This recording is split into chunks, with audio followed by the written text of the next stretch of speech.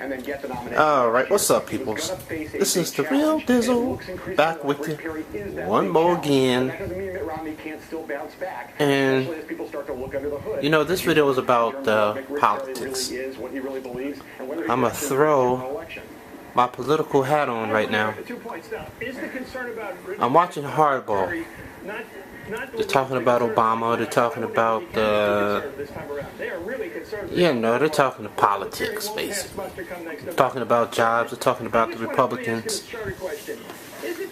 and, you know, all of the potential presidential nominees, all the candidates, things like that. And what I want to say is, first of all, why do we have to even go there? Why are we talking about jobs? We should have been talking about jobs a long time ago. And you know what bugs me out? What bugs me out is people were unemployed when Obama got in office in the first place. People have been unemployed. I mean, like, you look at the past 10 years, you had to know that when the war came, unemployment was coming. You had to know that. People knew that. You had to know that back in maybe 2005, 2006, when they were talking about possible recession. You had to know that it was coming. You had to know what was going to happen. You had to know. Before there was a Barack Obama even in the picture, you had to know that this was coming. Unemployment then was only about 2% less than it is now. I mean, I don't have the numbers in front of me, but I guarantee you, if you do your homework, you do your research, and you look at the unemployment numbers in America back in 2007, 2008, I know it was about 7%, maybe even 8%. So, in my opinion, the economy has been in a standstill ever since. Ever since. Now, I worked in the casinos in Atlantic City for about 12, 13 years of my life. And I watched them when I first started all the way up to the very end. I watched how things went, and I watched how they got rid of people, how they stashed jobs and things like that. And this is when Clinton was still the president. I watched buildings go up, other casinos go up, and I watched other casinos go down. And I knew then, and I said, you know, we're going to have a real serious problem with unemployment. Seriously. So basically, what I'm saying is, what was happening in Atlantic City in the casino industry was kind of like foretelling what was to come in the future. Now, I no longer work in the casinos, you know, but I mean, if that kind of industry dries up, where there's money flying all over the place, I'm talking, you have people, millions of people visiting Atlantic City in the casinos, and they're giving money away, gambling. It's kind of like a 3-to-1 type of thing, and I'm being generous. Where we're giving 3-to-1, and the casino payouts is basically 3-to-1. Well, what happened to all the money? Why is like places like Atlantic City, New Jersey, why is their unemployment rate sky high? Why are the casinos doing bad? What happened? What the hell happened? What happened to the economy? What happened to the jobs? Even when they were outsourcing jobs and sending them overseas, we still had a strong economy. We still had places hiring. So what happened?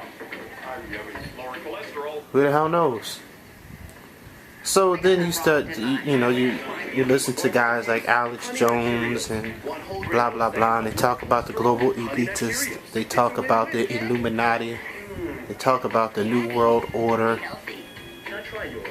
Everybody loves that cushiony feeling. and your average person will say, man, all that stuff is BS, I don't believe in all that. While still using But then you look around and you see what's happening, and you say, wow, well, maybe it's true. the leading value brand.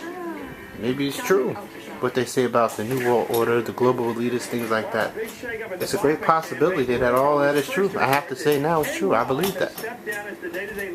I believe it. The rug has literally been pulled right from underneath our feet. And we've been sleeping at the wheel the whole time. They say, just give me my armaturing, give me my sports, remember NBA basketball, give me my video game, give me my little bit of vacation money, give me a false sense of hope and security, and you guys just do what you do. Oh, I'm a Republican, oh, I'm a Democrat, oh, I'm an independent. Yeah, I'll just go to the polls. Yeah, I'll vote what I always voted. If you're a traditional Democrat, you'll vote Democratic. If you're a traditional Republican, you'll vote Republican. And if you're an independent, you'll say, well, which one of you guys can jerk me off the best? And depending on which one of you guys jerk me off the best, or which one feels the best, is where I'll vote. What the independents say. And you just vote, and you just do what you do. Because, that's just the thing to do. Tradition. Tradition to kill you. Tradition to keep you locked down, hemmed up and bogged down. Keep you blind, sleep, dumb, you know what I'm saying. So getting back to Obama, and I'm just saying, very smart man, very educated, so many degrees. He went here, he went there. He isn't or wasn't President Bush, he wasn't McCain. And when he first won, basically he won by default. McCain wasn't a strong candidate. McCain pretty much lost the election when he got with Palin. I strongly believe that if McCain had picked a better running mate, we wouldn't even have President Obama. Now listen, I'm not bashing Obama. I like Obama. Power to the people. You know what I'm saying? Power to the people. Whatever. I like Obama. He's a cool dude. Cool president. But Obama's problem is, he's not really a Democrat. He's a Republican because he kept all of Bush's policies, all the Republican policies in place. And he has not delivered on the Democratic agenda at all. He has not fought for the things that are like pretty much the backbone of democracy. And what's going to happen is Obama's going to be re-elected by default because the Republicans that are running, basically it's just not a strong class. There isn't a strong Republican in the race that can beat Obama at all. It's going to take a special kind of Republican to beat Obama.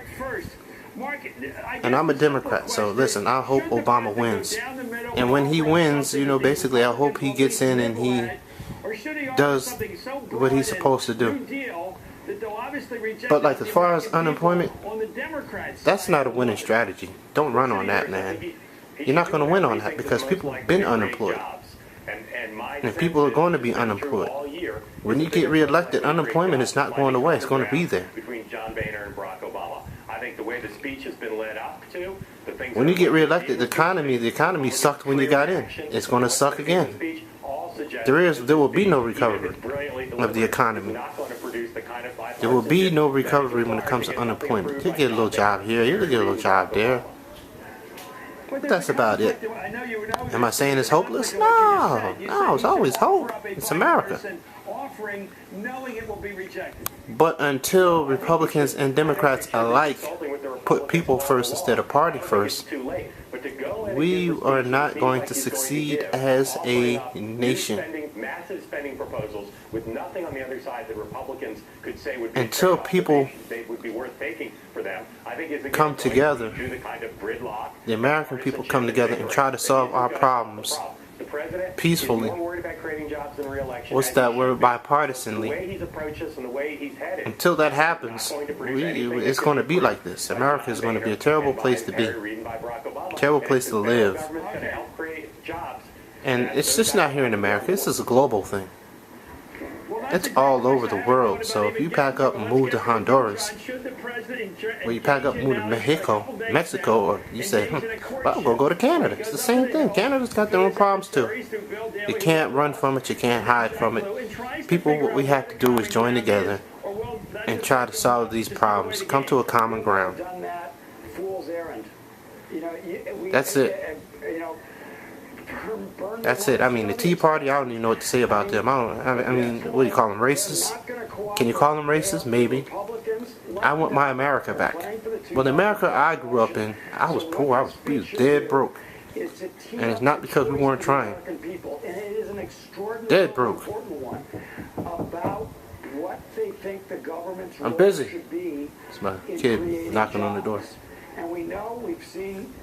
I grew up when the Jeffersons were on in freaking Good Times and stuff like that. I'll make a comment about Good Times. I think Good Times, they made that to keep the brother man down. Because of, you know, JJ, Pops was always losing jobs. There was always hopelessness in the ghetto. They made it seem like there was no way out of the ghetto. I watched it because, you know, I still watch it now because JJ was funny. Look at Sanford and Son trying to monopolize us in the junkyard. What is that? What is that? I think that was a form of ethnic programming. You know, black people living in the ghetto on welfare, this is the way it is and this way it's going to always be. Anytime you fail to try to get out of the ghetto, things like these will hold you back. You know, we had to fight against that. And now here we are, 2011, we're free. We have the opportunity to do so many great things.